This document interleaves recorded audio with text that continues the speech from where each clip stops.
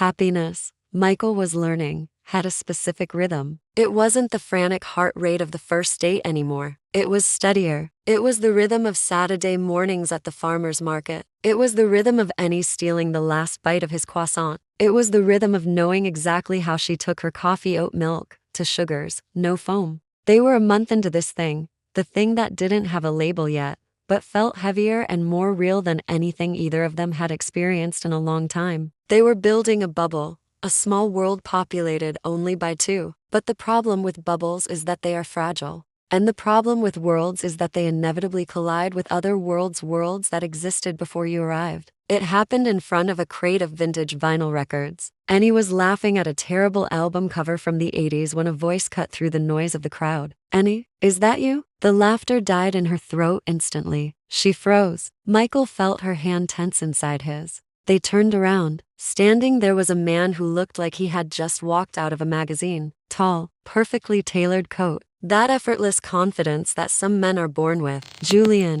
Annie said. Her voice wasn't scared, but it was complicated. It held a history Michael couldn't read. Julian didn't just say hello. He hugged her. It was a friendly hug, but it lasted a fraction of a second too long for Michael's liking. "I haven't seen you since Paris," Julian said, his eyes crinkling with a familiarity that made Michael's stomach turn. "You look incredible. You finally cut your hair." "I did," Annie said, stepping back and instinctively moving closer to Michael. "Julian, this is Michael." "Michael," Julian said, extending a hand. His grip was firm. "Nice to meet you. You're a lucky man." "Annie is. Well, she's a force of nature." For the next 5 minutes, Michael stood there, physically present but entirely invisible. Julian and Annie didn't mean to exclude him, but they spoke in a shorthand code of shared memories. They talked about people Michael didn't know. They referenced places Michael had never been. For the first time since the coffee shop, Michael didn't feel like the main character in any story. He felt like an extra. He felt like a placeholder standing next to someone who had clearly been a very important chapter.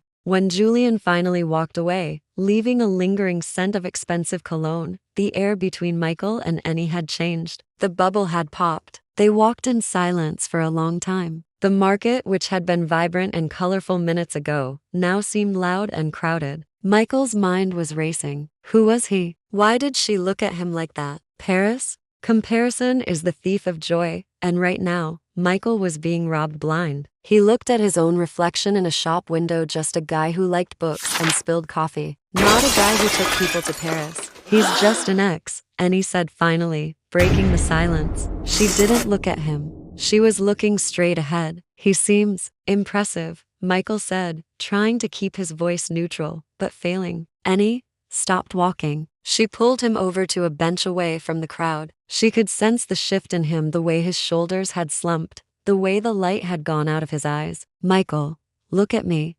He looked up. "Julian is impressive," she admitted. "He's successful. He's charming. We went to Paris. We had big plans." Michael felt a knot tighten in his chest. "But," she continued, her voice fierce, "do you know why he's an ex? Because he loved the idea of me, but he didn't like the reality. He loved the girl who looked good at art galleries, but he hated the girl who got paint in her hair. He loved the force of nature, but he didn't know how to sit with me when the wind died down." She took Michael's face in her hands. "You saw my messy studio and you didn't run. You saw my panic and you held my hand. Julian belongs to a history I have already written. You are the one I want to write the future with." The knot in Michael's chest loosened. He realized that everyone has a past. Everyone has ghosts. But ghosts only have power if you let them haunt you. "I've never been to Paris," Michael whispered, a small, self-deprecating smile forming. Annie laughed, a real, genuine laugh that chased the tension away. "Paris is overrated,"